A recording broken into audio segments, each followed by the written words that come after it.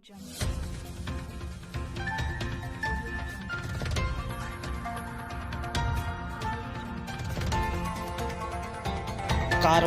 TV, हर पल आपके साथ। प्रवीण सिंह ऐरन, नीरज मौर्य ने नामांकन करके सीटों पर पेश किया अपना दावा। इंडियन गठबंधन के प्रत्याशी प्रवीण सिंह ऐरन और आंवला सीट से नीरज मौर्य ने मंगलवार को अपने समर्थकों के साथ नामांकन कराने पहुंचे। इस दौरान उनके साथ सपा के प्रमुख नेताओं में शमीम सुल्तानी, जिलाध्यक्ष शिवचरण कश्यप, वरिष्ठ नेता प्रमोद यादव, सपा महासचिव अताउर रहमान, पूर्व राज्यसभा सांसद वीरपाल सिंह यादव, कांग्रेस जिला अध्यक्ष अशफाक सकलैनी सहित कई अन्य कांग्रेसी मौजूद रहे। क्या कहना चाहेंगे आप? हम यही कहना चाहेंगे कि जनता से कि अगर आपको जिस तरह हमने एयरपोर्ट बनवाया, जिस तरह हमने हाईवे बनवाया, जिस तरह बरेली का बाईपास बनवाया, जिस तरह हमने नेशनल हाईवे दिल्ली से और लखनऊ से बरेली को कनेक्ट किया, उसी तरीके से हमने जो 4 लेन बनवाया था हाईवे को, उसको हम 6 लेन करवाएंगे एक बार। इसके आसपास हम स्पेशलाइज्ड विशेषज्ञ क्षेत्रों में स्पोर्ट्स सिटी तो मैन्युफैक्चरिंग हब बनाएंगे बरेली को, और बरेली के आसपास के जिलों में जो हाईवेज हैं, इन हाईवेज के पास में जमीन की उपलब्धता को देखते हुए और किसानों की शर्तों पर, किसानों के इंटरेस्ट के, उनके हित को देखते हुए ऐसे जमीन अधिकृत की जाएंगी जो हर कानून का पालन होगा। और उसके बाद यहाँ पर हम मैन्युफैक्चरिंग सेक्टर को बढ़ाएंगे ताकि हमारे नौजवानों को रोजगार मिले और किसानों को वो जो हमारा ओरिजिनल कानून था, जिसमें कि भूमि अधिग्रहण कानून जो यूपीए के टाइम में पास हुआ था, उसकी मूल भावना के हिसाब से उनको मुआवजा मिले। रोजगार के मामले में जिला बहुत पिछड़ गया है, जो फैक्ट्री थी वो सब बंद हो चुकी है। क्या आप खुद जानते हैं कि भाजपा का कार्यकाल था, भाजपा के 8 बार के कार्यकाल में जिस तरीके से, उसमें तो माननीय तमाम प्रधानमंत्री, तो फैक्ट्रियां बंद होने के लिए एक व्यक्ति जिम्मेदार नहीं, ये तो पूरा शासन, उत्तर प्रदेश सरकार भी उनकी थी, केंद्र में सरकार भी उनकी थी, जिला पंचायत सदस्य जैसे आज और जिला पंचायत अध्यक्ष, महानगर महापौर सब उनके तब भी थे और आज भी हैं। वो सबके बाद जनता को जिस तरीके से ठोकरें खानी पड़ रही हैं, भ्रष्टाचार का सामना कर रहा है हर कदम, कोई विभाग ऐसा नहीं है जहां पर आप 2 रुपए का काम फ्री में करा लें, और उस भ्रष्टाचार के खिलाफ अभियान चलाकर वो सरकार में आए। आज ये हालत है। भाजपा लगातार कह रही है कि जो काम हम बोलते हैं वो करते हैं, इसको लेकर क्या कहेंगे आप? बिल्कुल वो सही कह रहे थे, हम झोला लेके चले जाएंगे तो वो करेंगे, झोला लेके चले जाएंगे। हमें लगता है कि जो उन्होंने कहा था कि हम झोला लेके चले जाएंगे, मुझे लगता है कि वो अपने बात को पूरा करेंगे। कितना हो गई इस चुनाव में आज ही है कि मोदी जी झोला उन्होंने पैक कर लिया है। आज किसी मीडिया में, सोशल मीडिया में भी और मीडिया में भी देखा था कि मोदी जी ने झोला तैयार कर लिया, उसमें क्या क्या चीजें वो अभी जानकारी। भाजपा ये भी कह रही कि 400 पार करेंगे, इस बार क्या कहना? तड़ी पार करेंगे शायद, मुझे ऐसा लगता है। पब्लिक ने तय कर लिया है कि उनके 400 पार के मुकाबले जनता जो है उन्हें तड़ी पार कराना। क्या बरेली में भाजपा हारने जा रही है? बरेली में क्यों? देश में आप कहाँ लड़ रहे हैं? समाजवादी जो गंभीर चुनाव उनके प्रत्याशी खड़े हैं वो तो 200 में भी नहीं खड़े, बाकी आप लड़ाने को 400-500 लड़ा दीजिए। जब वो उस गंभीरता से चुनाव में है ही 150-200 सीटों में, उसमें भी उत्तर प्रदेश में, तो सरकार कहाँ से बना लेंगे? बीजेपी फ्री राशन और कानून व्यवस्था के मुद्दे पर इन्होंने प्रचार कर रहे हैं अपना, क्या कहना चाहेंगे आप? फ्री राशन तो जनता का अधिकार है, और ये जो सरकार नई बनेगी वो तो राशन के साथ में और भी बहुत सारी कानून व्यवस्था को लेकर जो मासिक भत्ता है, जो वार्षिक भत्ता है, उसको भी जो मैनिफेस्टो है, चाहे वो इंडिया गठबंधन का हो, चाहे हमारे माननीय आदरणीय राष्ट्रीय अध्यक्ष अखिलेश यादव जी के नेतृत्व में जो समाजवादी पार्टी का मैनिफेस्टो जारी हुआ है, उसमें भी ये सारी व्यवस्थाएं हैं। और आप मान के चलिए जो नहीं भी हैं, तो एक सांसद अगर योग्य है, अगर वो सांसद अपने क्षेत्र की आवाज उठा सकता है, तो वो न सिर्फ क्षेत्र की उठाएगा बल्कि पूरे देश के हिसाब से भी उठाएगा। समाजवादी पार्टी और हम ये चीजें सुनिश्चित कराएंगे कि एक समुचित भत्ता पूरे देश में विशेषकर से महिलाओं को मिले।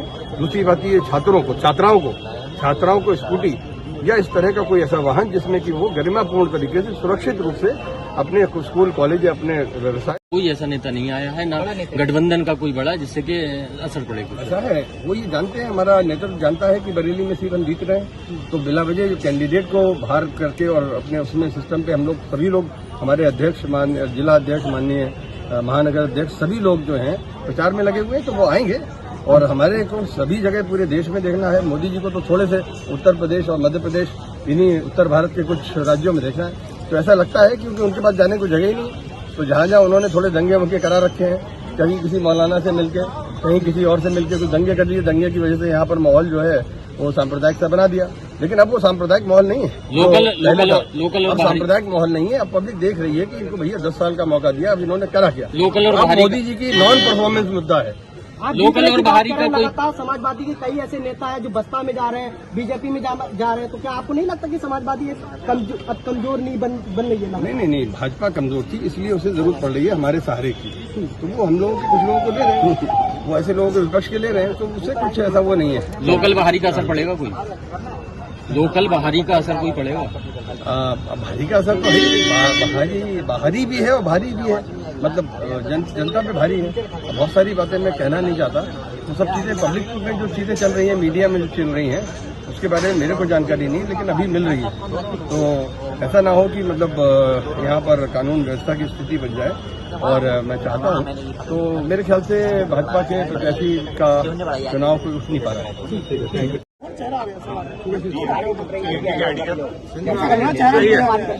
अच्छा, ये जानना चाहेंगे मुख्य मुद्दे स्थानीय क्या हैं आप? स्थानीय मुख्य मुद्दों में किसान बहुत परेशान है। किसान अपने घर में सो नहीं पा रहा है और गाय माता भी बहुत खुश है। हम देख रहे हैं गाय माता कटी हुई है, छिली हुई है, और जो भाजपा के लोग ये दावा करते थे कि हम गौ माता की रक्षा करेंगे, आज गौ माता तो तड़प तड़प के मर गई, कीड़े पड़ रहे हैं, कोई उठाने वाला नहीं उसको। ये सबसे बड़ा स्थानीय मुद्दा है।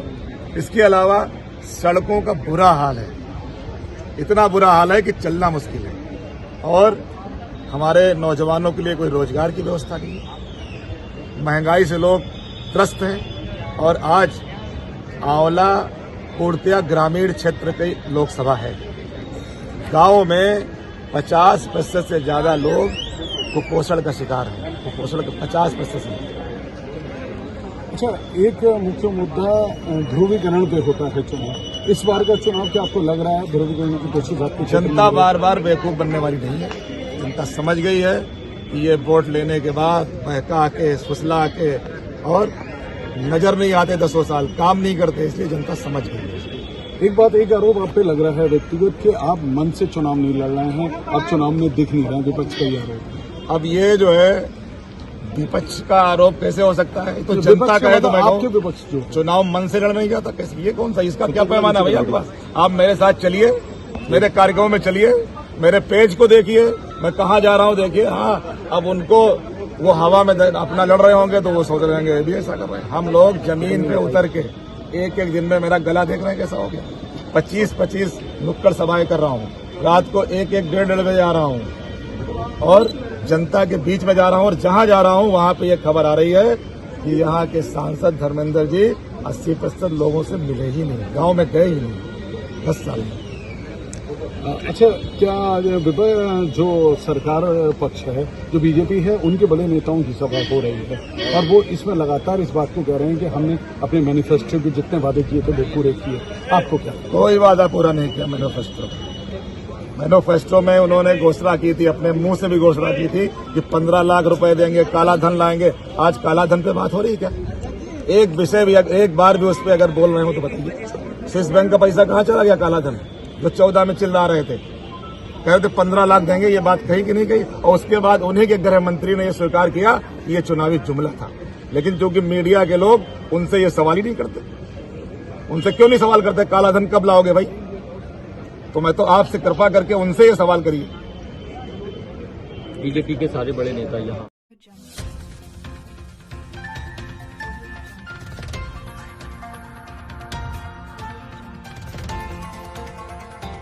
कारवां टीवी, हर पल आपके साथ।